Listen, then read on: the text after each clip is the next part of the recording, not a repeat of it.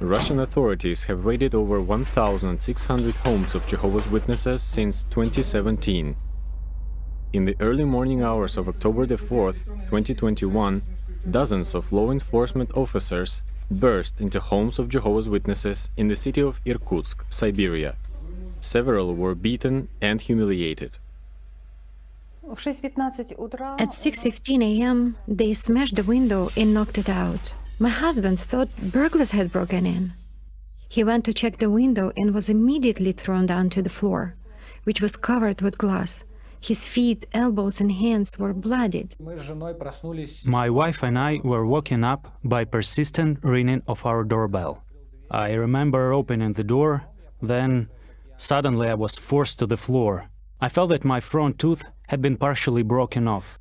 I heard the officer starting to beat him. My wife was crying and shouting so that they would stop beating me.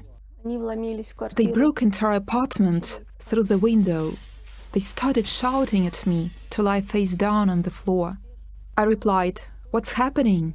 I've got a small child here. Why have you broken in like this?" My child was terrified. In some cases, the officers resorted to torture to try to force the witnesses to incriminate themselves or to divulge personal information. At the Razdabarov home, officers stripped Anatoly naked and forced him to lie on the floor.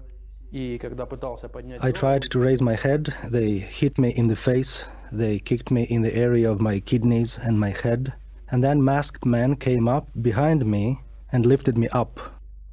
They twisted my arms like this and started hoisting me up from the ground. It was incredibly painful. One sat on my leg and the other tried to further torture me by trying to force a glass bottle into my buttocks. They finally left me for a while just lying naked on the floor. The door was open, it was freezing cold. After the raids, 7 other Jehovah's Witnesses, Sergei Kosteyev, Nikolai Martynov, Yaroslav Kalin, Mikhail Moish, Alexei Solnichny, Sergei Vasilyev, and Andrei Tolmachov, were detained and sent to a temporary holding cell. On the following day, a court hearing took place to decide what restrictive measures would be imposed on the men. Around 300 friends turned up at the courthouse to show support for the man. I'm very grateful to the brothers and sisters who stood outside the court in the cold for 12 hours, even with children, in order to support brothers who were in the court while the judges were deciding on the restrictive measures. It was something special. I immediately felt that we are part of a brotherhood.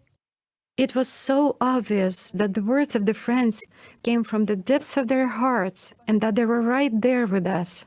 The judges ruled to send 6 men to a pre-trial detention center. The violent raids in Irkutsk tested the faith of the local Jehovah's Witnesses. However, they firmly believe that what took place has drawn them closer together and strengthened their faith. When I would read about what happened in other cities, I often wondered how I would react in that situation.